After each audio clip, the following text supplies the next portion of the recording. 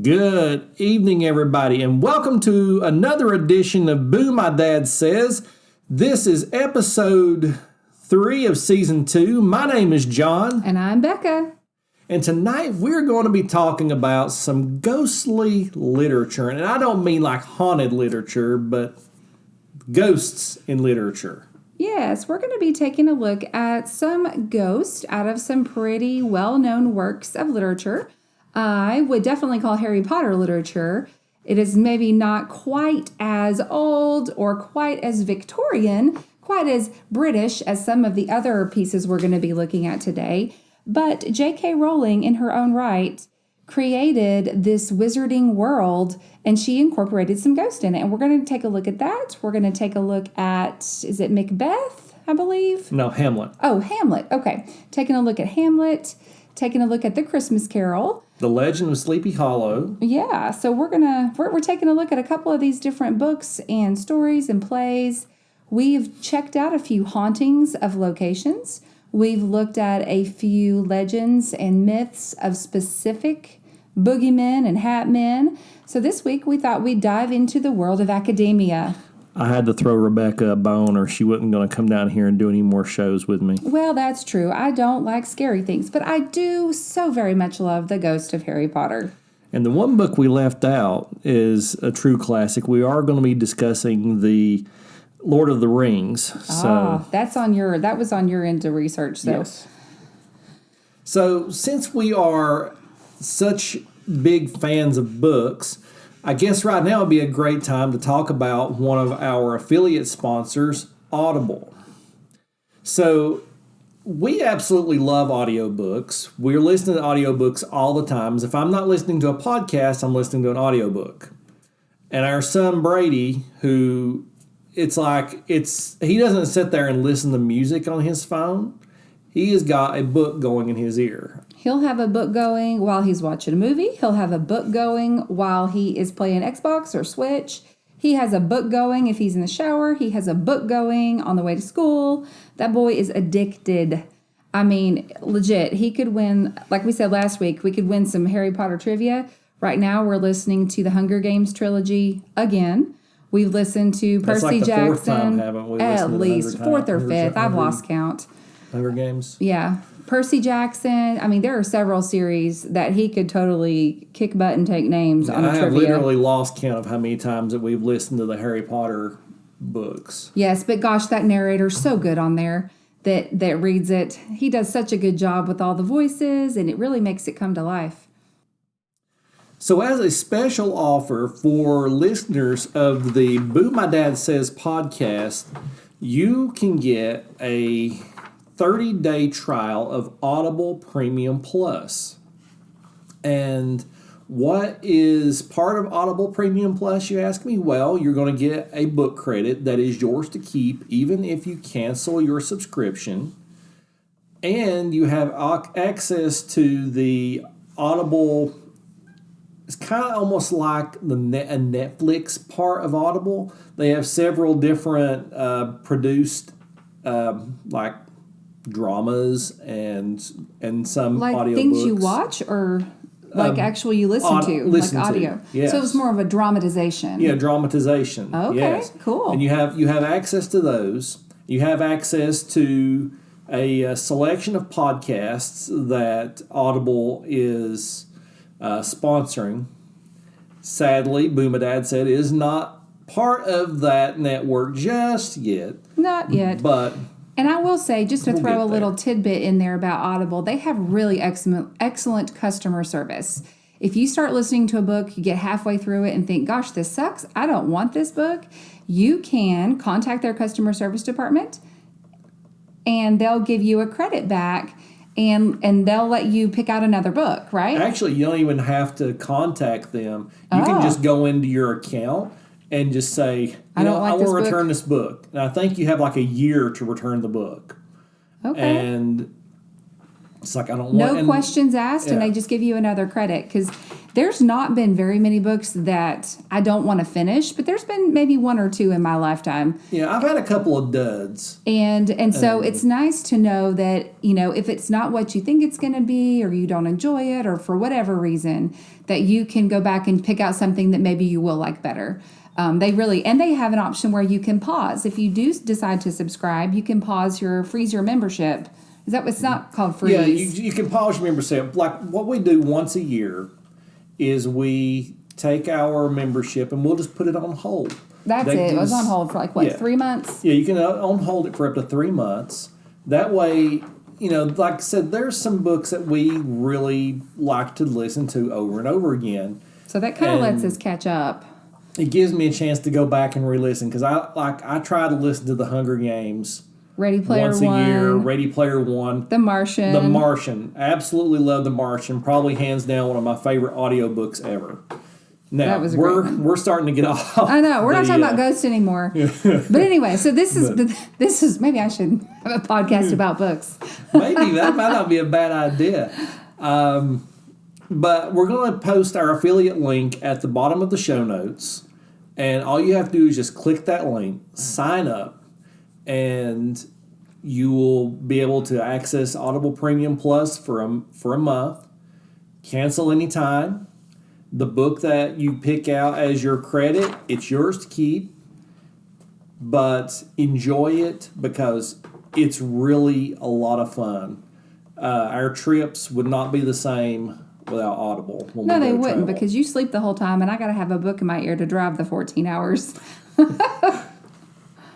Okay, so moving on.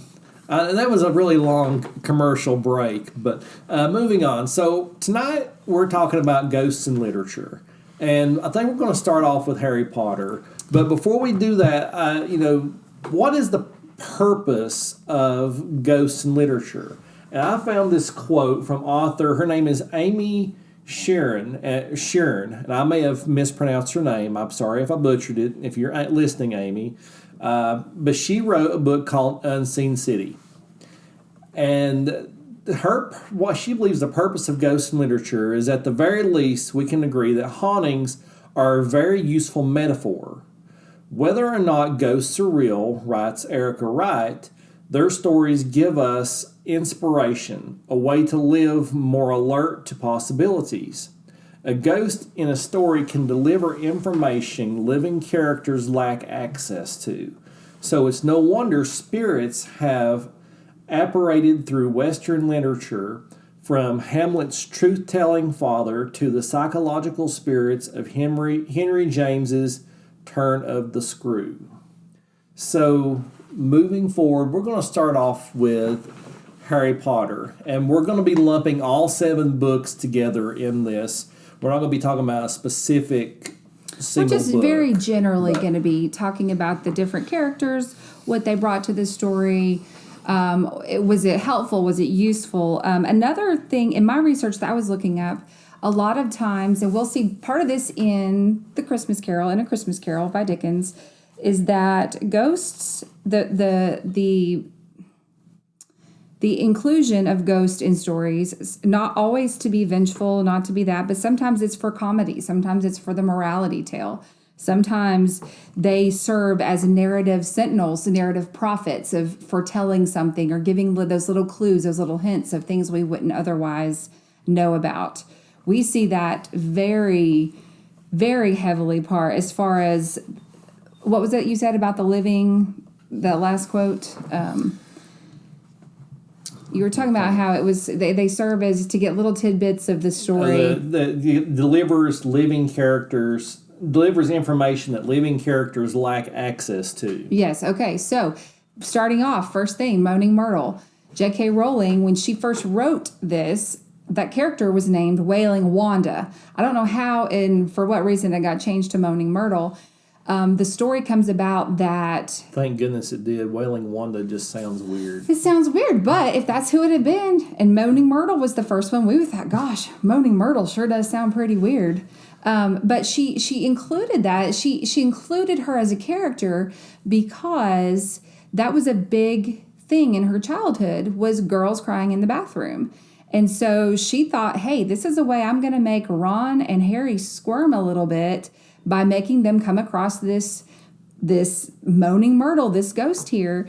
And so all throughout the story, throughout all the books, I mean, moaning Myrtle is in every single book. No, she was introduced in the second book. Okay. She was introduced in the Chamber of Secrets. And she didn't really come back again until the Goblet of Fire. Goblet of Fire. And then I think she had a role. And even if it's not a big role, I mean, you hear about her, whatever. But she definitely is able to move this story along, especially like when the basilisk, we find out that that's what killed her. And when they're in the Goblet of Fire, she's helping Harry figure out, well, that other boy, he put the egg in the water, and her little crush on Harry. Yes, and yeah, she was pretty funny. Yes, I thought that they really acted her very well in the movies too. They did.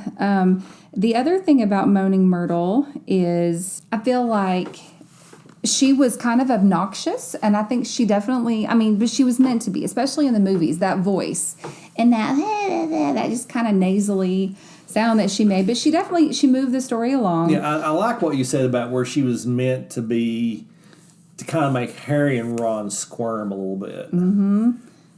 Yeah, she definitely did that. The fact that, and I'm so sorry, my notes are all mixed up. But anyway, so there's Moaning Myrtle, of course. And then if we think about even just the ghosts of each of the houses, of course, Gryffindor's ghost was Nearly Headless Nick, which I feel like we should call him the real name. Sir Nicholas de Porpoise Pemberton, or whatever his name is. I have to go back and look that part up. We'll just stick with Nearly Headless Nick. Gosh, but de Mimsy Porpington, that was it. Sir Nicholas de Mimsy Porpington. He definitely provided that comedic relief, especially his role was definitely the comedy relief. Because I don't really see how any other way he really progressed the story, except maybe... Isn't he the one who said that the Bloody Baron and Helena Ravenclaw were something, or was that Peeves? No, you may be right. I think in the seventh book, when it came down to that, trying to find that last Horcrux, I feel like, he's like, the Bloody Baron, that's who killed her. I think my favorite encounter with Nearly Headless Nick was, I believe it was in the first book when they attended his death day party. Oh, the death day party, yes. Yeah, it kind of, I think that was in the first book, and it was used to really kind of introduce you to those ghosts. Well, and I feel like, too, J.K. Rowling, when she wrote this, she wrote each of the ghosts very representative of their houses because, Nearly Headless Nick, he was fun. You wanted to like him. It wasn't courageous. Yeah, exactly. And then the Bloody Baron, you don't really hear a lot about him. The description in there says that he had blank, staring eyes. He had a gaunt face, robes stained with silver blood. Very Slytherin. Very Slytherin-like. And you are automatically turned off, to the Bloody Baron. And he doesn't play a huge role until the very end. You don't really hear about him a lot anyway. And of course, Helena Ravenclaw. She's the Grey Lady. The Grey Lady for Ravenclaw, of course. And her ghost ended up being the one ghost that was the most pivotal in the end. Mm-hmm. Finding the diadem. Coming around, and she was so hesitant. She didn't want to do it, and then finally, she finally relented and decided, that she would, help locate that because she, of course, did not want he who shall not be named, Lord Voldemort, there. And then, of course, Hufflepuff was the friar. Oh, the fat friar, and you don't even really see him very much at all. I think he was even just there book. because they had to have a house for the ghosts. Had to, yeah. Ghosts in that house. He had that kind, charitable nature. He even wanted to give Peeves a second chance at the end of term feast. Peeves, there's a. But Peeves is not a ghost. I beg to differ. He's a poltergeist. He's a poltergeist.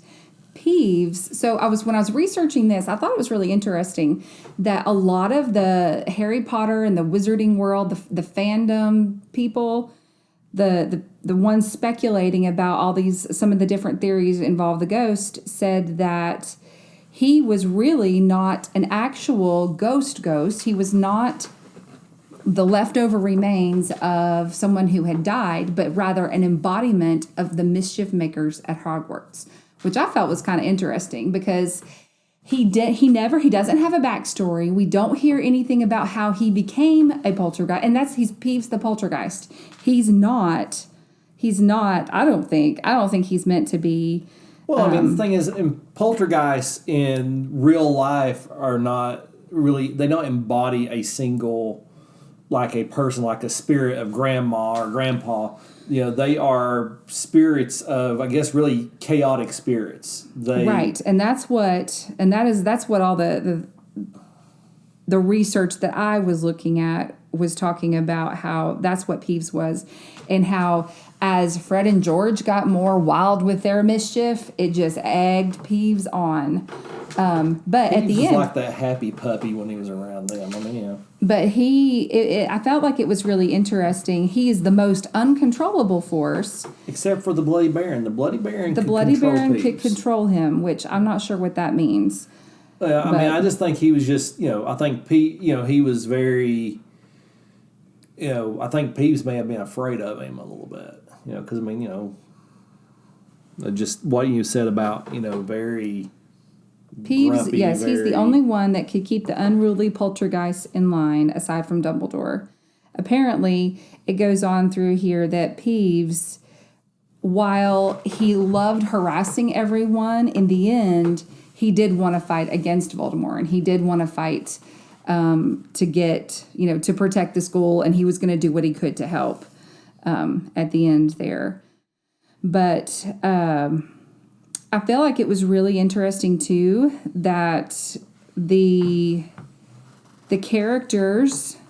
So one of the things that I read was talking about how Muggles, when they die, don't become ghosts. Only wizards can become ghosts.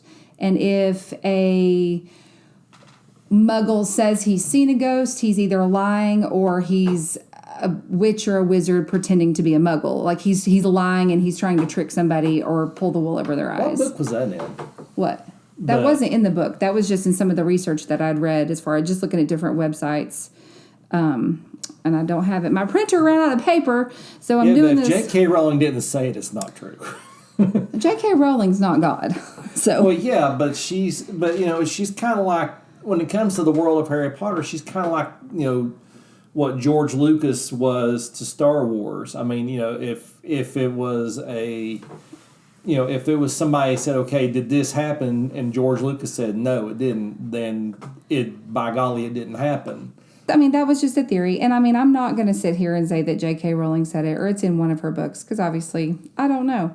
But I thought it was a very interesting thing talking about how, or at least suppositioning, just theorizing that it couldn't be Muggles because Muggles didn't have that in them to stay behind. Even one of the ghosts, I can't think of who it was now, may have been Nearly Headless Nick, was talking about how, if you're smart, you'll keep on going. You're not going to want to stay and get vengeance or have unfinished business. You choose to stay or you choose to go. And so the thought was, and that was from Nearly Headless Nick, thinking that, if you have the choice, for Pete's sake, go on. All right, so I think we've definitely beat the Harry Potter horse today. I love Harry Potter. But let's go ahead and move on to our next story, and we're going to be moving on to The Legend of Sleepy Hollow. Then it was written by Washington Irvin, and the story of the Legend of Sleepy Hollow, the main characters in that story is Ichabod Crane, and he falls in love with an heiress named Katrina. And so he professed his love for Katrina, and well, she turned him down. And as he was going home that evening, they were at a big party.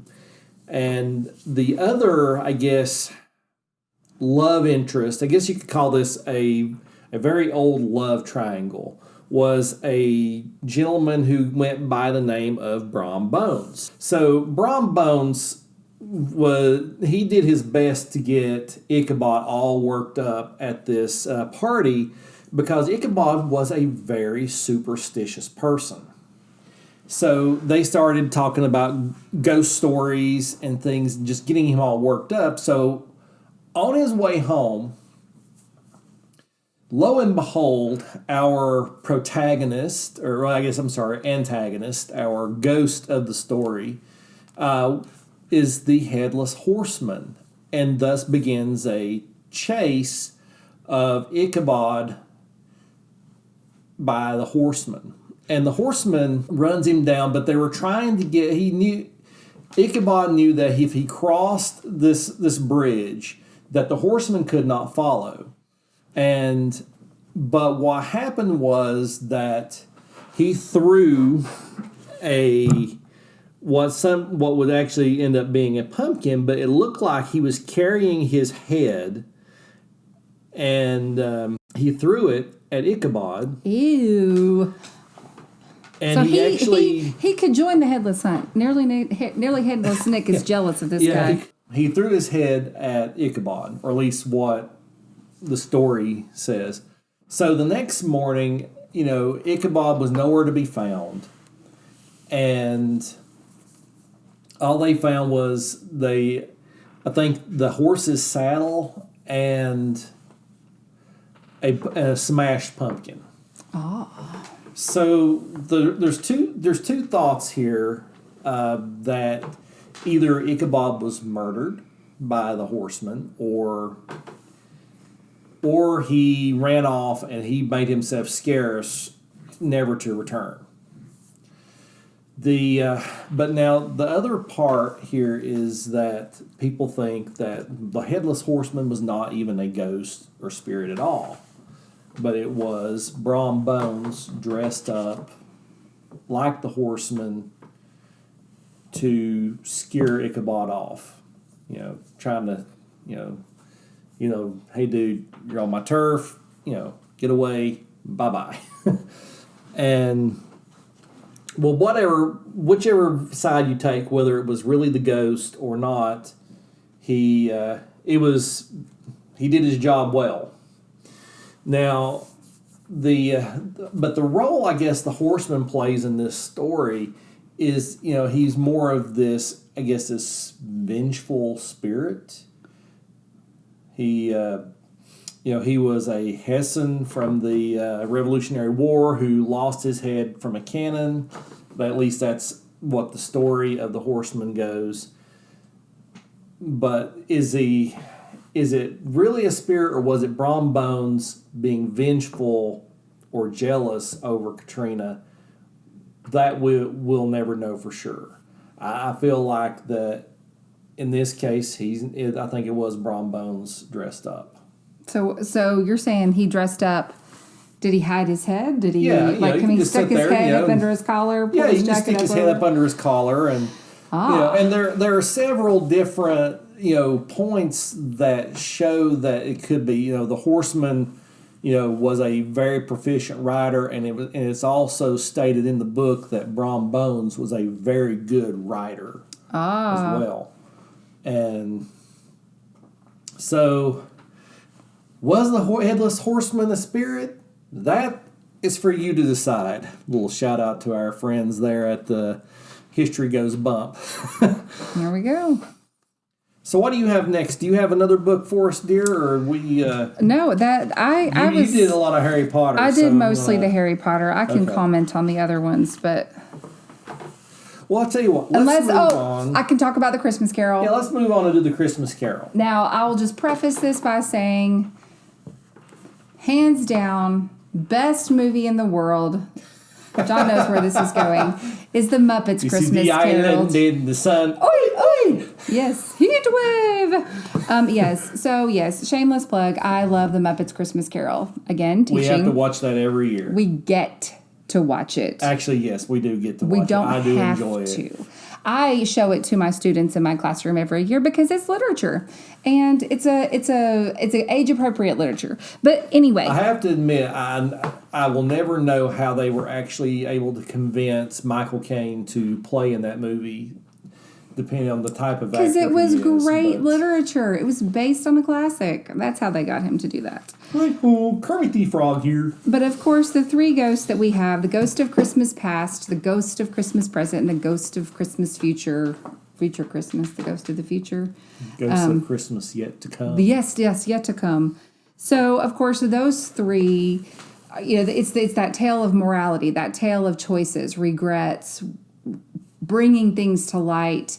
Of course, we do not see Scrooge's childhood growing up. We only see him as an adult, and so the Christmas past takes us back, helps us understand exactly what made Scrooge the way he is, or some ideas of maybe what caused his bitter, sad, lonely demise. Yeah, I mean, she really laid Scrooge bare, if you think about it. I mean, she opened, I feel like the job of the Ghost of Christmas Past was to open up those wounds. Yes, to be like, yeah, look what you did. This is what you caused. You could have had love. You could have had a family. You could have had acceptance and happiness. And yet you chose money. And that comparison, that stark realization between love and money, when you've got the choice, most people are going to choose love. They're not going to go after money because it turns them into this Scrooge, this person nobody wants to be around, that everybody is afraid of and terrified. They despise him because of his lack of people skills, because of his lack of care and compassion and empathy in the world. That is not, we are not created. We are not made. We are not on this earth to just be stuck to ourselves money-making machines. If that was our purpose, we would just be robots. Why would we need to have people? I'm getting off my train of thought here, but it's true. And that was the whole point of this Ghost of Christmas Past, was to remind Scrooge of what he's missing out on and what he could have had, that at one point he did have someone he cared about. So let's talk about the Ghost of Christmas Present. I feel like, what do you think about the Ghost of Christmas Present? I mean, I think he's the show, I feel like he's there to show it's not too late. I think the Ghost of, he shows him, that, regardless of how cruel and how bad Ebenezer Scrooge was, especially to Bob Cratchit, the world still goes on and is not miserable. But I think he shows him that it's not too late to change. So while the first ghost moved him to maybe regret and despair and thinking what he missed on, the second ghost is trying to move him to repent, to turn away and to change his ways. He carries the big cornucopia. He's got the horn of plenty, showing that, yeah, it's not too late. You can still have this in today's present world. It's not too late to change. You still have that ability to change. He has, even the spirit itself, he carries a scabbard, but there's no sword in it, because he is he promotes peace. He wants peace and harmony and goodwill towards men and all the people. He wants them to see and to realize, yes, I have been this way in the past. I want to change. And now, moving on to our Ghost of Christmas Yet to Come, Ghost of Christmas Future. That ghost, I mean, it is, a... Now, that ghost scares me, even on the Muppets. Just saying. Yeah, that is scary. It's the Grim Reaper. But he's that, okay, we have showed you what caused you to be the way you are. We've showed you that there's a chance for you to be able to change, but this is what could happen if you didn't change. It's that. And the amazing thing is even in the books, in all the plays, in the Muppets version, both of the first ghosts speak. This one does not. He does not need the ability to speak. His presence is enough to want to move Scrooge towards action. He's a large, faceless wraith. He doesn't require words. So now the last ghost in the Christmas Carol that I want to bring up, and most people, we tend to forget about this ghost, and that is Jacob Marley. Oh, yes, that's true. And I mean, Jacob's job is really, he is there just to be this crier of, you need to change. Harbinger. You need to change or you're going to get these visits. It's a very simple job, yes, but he is that informer of something that Scrooge didn't know about. Scrooge had no idea of what he could become, and I guess that's really what the purpose of Jacob Marley was, is to show him, okay, you don't listen to these guys that come after me. I'm what you're going to be. Yeah. And you're allowing your love of money to chain you down to from being more than you could be.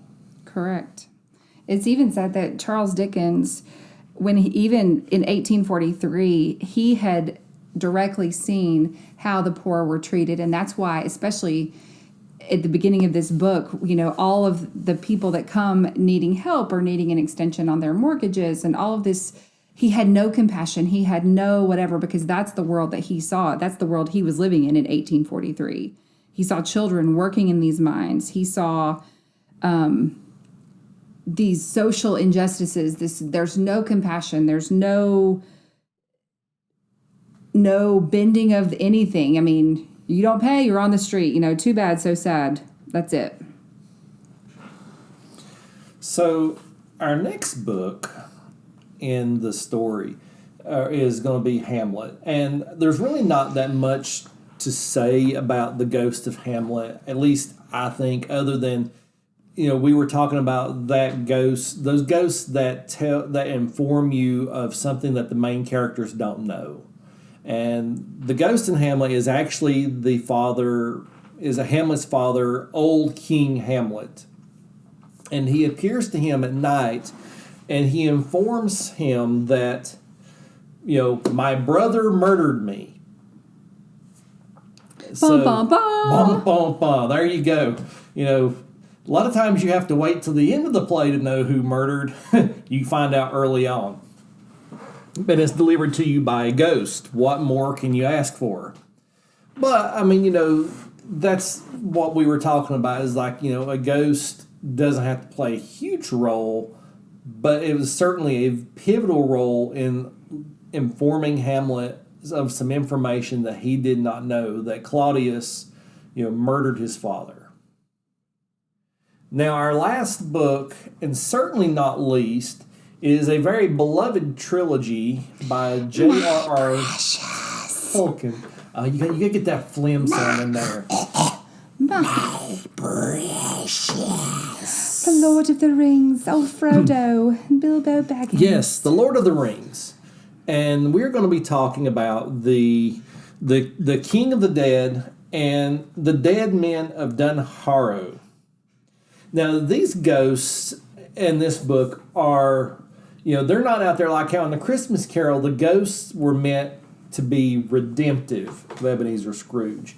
But in this case, with these ghosts, we're looking at ghosts that need redeeming, that need a second chance, and that's what their purpose was in there. The ghosts in the Lord of the Rings, they had been Isildur's soldiers, or some of his soldiers. And I'm finding my notes. My note got away from me. Here we go. that they had abandoned their oath to King Isildur. And if you don't know who he is, he was the guy that cut off the One Ring off of Sauron's hand.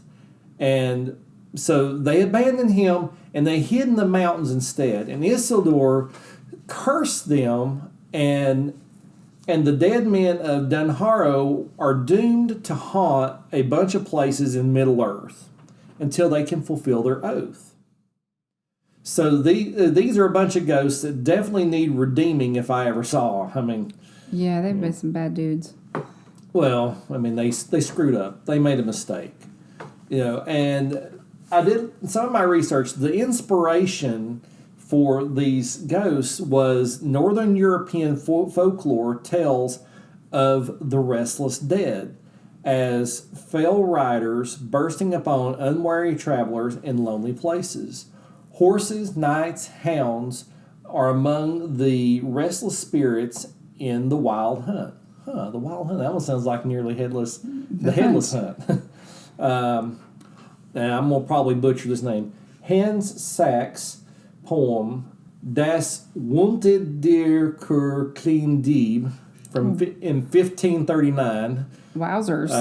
describes the famous host in gruesome detail, accompanied by ravens who plucked out the eyes of the roving dead. Ugh. There came one behind who had been hanged the same day and still had his eyes and saw me. That was the inspiration of where J.A.R. Tolkien got his idea for the dead men of Dunharrow. But now, moving forward into, I guess you could say, the battle for Middle-earth and the return of the king, Aragorn went and searched for the king of the dead and the dead men of Dunharrow because they were at this grave point where it appeared, that Sauron is going to win. He is going to come back. He is going to get the ring, and he is just going to ravage Middle-earth. But so Aragorn went and found the king of the dead in order to say, hey, now is the time for you to fulfill your oath. You can be redeemed. Come help us fight. So does that mean that after that point, if they did that, they're going to pass on to the great wide open? Yeah, they passed on, if I memory serves me. And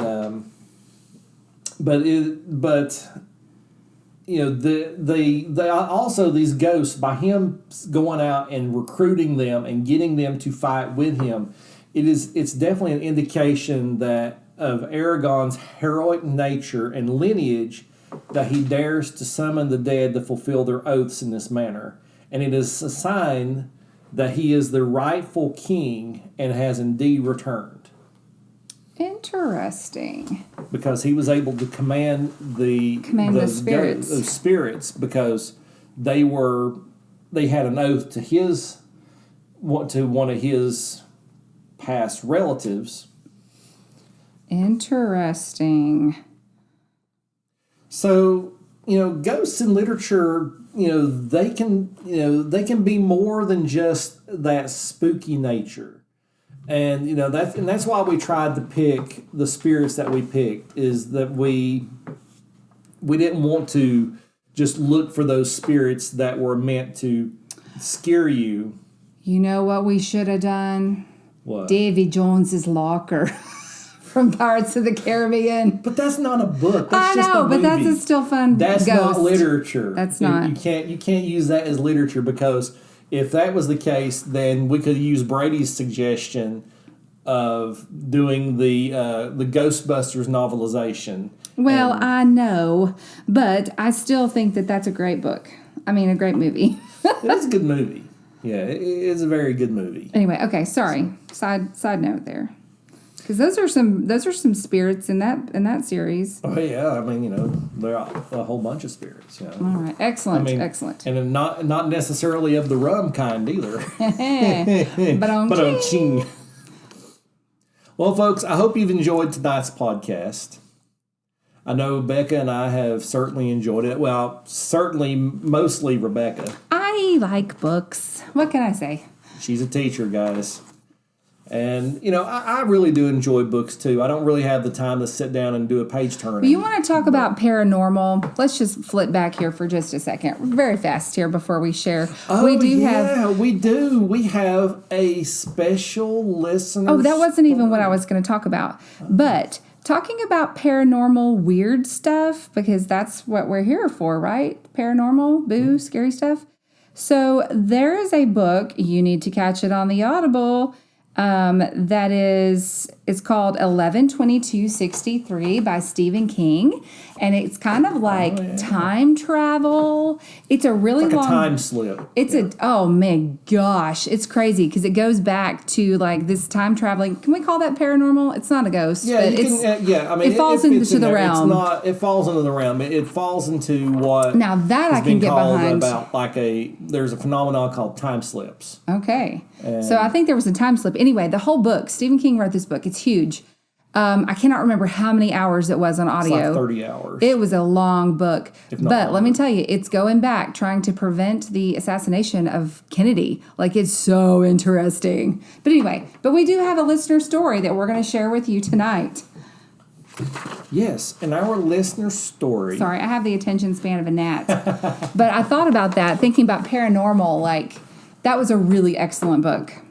And I don't even like Stephen King's stuff most of the time because it is too scary. But there's that one and The Outsiders I liked. And the... I don't think did he write The Outsiders? I mean, not The Outsiders. I'm thinking The Outsiders is not paranormal. No. That is one of those coming-of-age novels. No, I know that. I'm thinking of... dad blast it. There's It. There's The Shining. Yeah, I don't watch any of that mess. I need to watch The Shining. But the one that was about a pandemic in the world, that was a good one too. I can't remember it starts with a C. Oh goodness. It's gonna drive me crazy now. Let's see. Anyway, okay, so besides the point. Yeah. This is a really excellent Stephen King book that's paranormal but not too scary. So now, moving on, we do have a listener story tonight. And The Stand. I'm sorry, it's called The Stand. The Stand. The Stand is about post-apocalyptic dark fantasy novel, a pandemic of weaponized strain of influenza that kills almost the entire world's population. It feels very relative to today. I'm sorry. I'm going to get fired. Now, I may not have. You may not have a co-host next week. Moving on. Getting the stink eye. We have a listener story for you this week. And our story comes from Lynn. Okay, so this is the story we got from Lynn, and these are her words, and I'm just going to share them with you, her story. My former father-in-law passed away some time ago. He liked to tease me while he was alive because at the time I had very blonde hair. Well, it didn't end after he died. I'd walk down the hallway at night after the kids went to bed, and I'd hear a man's voice in their room talking to them. I would freak out, as one should, and send in my ex to check on them. He'd go in and tell me that the windows are locked, the kids are sound asleep, and that nobody else was there in the room. And oh yeah, his dad said hello. They had a framed picture of him on the wall between the living and dining area. I was standing next to the picture one night and nobody was behind me. My mother-in-law was several feet away at the stove making dinner. I felt a hand go up my neck through my long hair to the crown of my head. I immediately turned, thinking it was my ex, but nobody was there, and I knew my mother-in-law wouldn't do that. I looked up at the picture and said, "Hi, Tom." She looked at the picture and said, "Hi, Tom." Interesting. One night, myself and my ex and a few of his family members were watching a movie in a converted bedroom in the garage. My ex had left and had been gone a while, so I went out to look for him. In the dark kitchen, I saw a torso in a white t-shirt in the moonlight. Expecting it to be my ex's brother, I said, "Hey, have you seen Billy?" At that exact moment, my brother-in-law came walking down the hallway from the other end of the house. And if you're catching on here, when I turned back to the torso, it was gone. My father-in-law would usually wear a plain white t-shirt.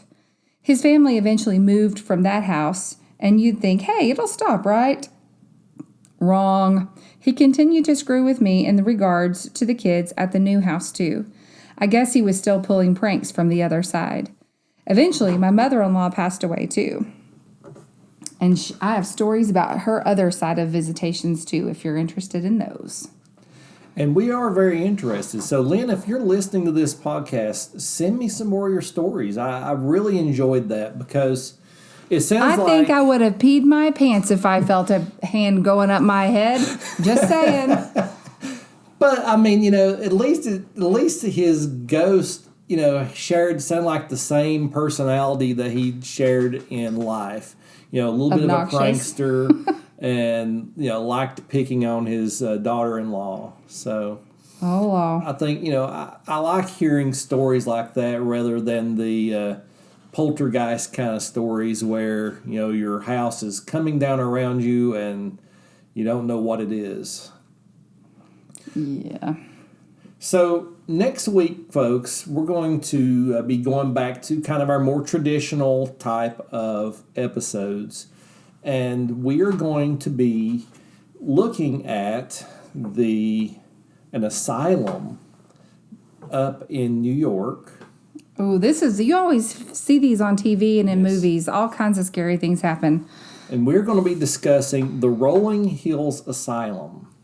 Rolling Hills. So we look forward to having you all next week. We hope you enjoyed this podcast. Check us out on Facebook. And also, I wanted to throw out there, too, if there's anything that you're interested in us researching, drop us a thing. Not even like a scary story of your own, but if you're like, oh my gosh, well, I heard about this one thing. I want to hear you guys talk about that on your show. Let us know. Send us a message. Drop a comment on Facebook. Just let us know, because we are always up for suggestions. We want to definitely hit the topics and talk about things that you guys are interested in. Yeah, we're always looking for a good haunted place to research. Because, there is certainly an infinite amount of places that are haunted. And like I said, leave us a I've got tongue tied. I did so good tonight, and I finally get tongue tied at the end. The last 27 seconds. Yeah. Reach out to us on Facebook at facebook.com/boomydadsays. Or you can go to our website at boomydadsays.com, and from there you can actually click on the episode links, and you can see all of our episodes and play them right there in the website. And we are available on all of your favorite podcast platforms: Apple Podcasts, Spotify, Google, and so check us out. On Apple Podcasts, please give us a rating and a review if you like our show, or even if you don't like our show. We're very open to some constructive criticism. Let us know what we can change, what we can do better. Plus, the Apple Podcasts, if you rate and review, that's the important part. It has to be a rating and a review. It helps us out in the search results. They have some kind of algorithm that the more you're rated and more reviewed, it brings you up and makes you easier to search for. So, folks, with all that being said, I hope y'all have a great rest of the week. Thanks for listening to our program, and we will see you next Wednesday. Toodaloo! Good night, and God bless.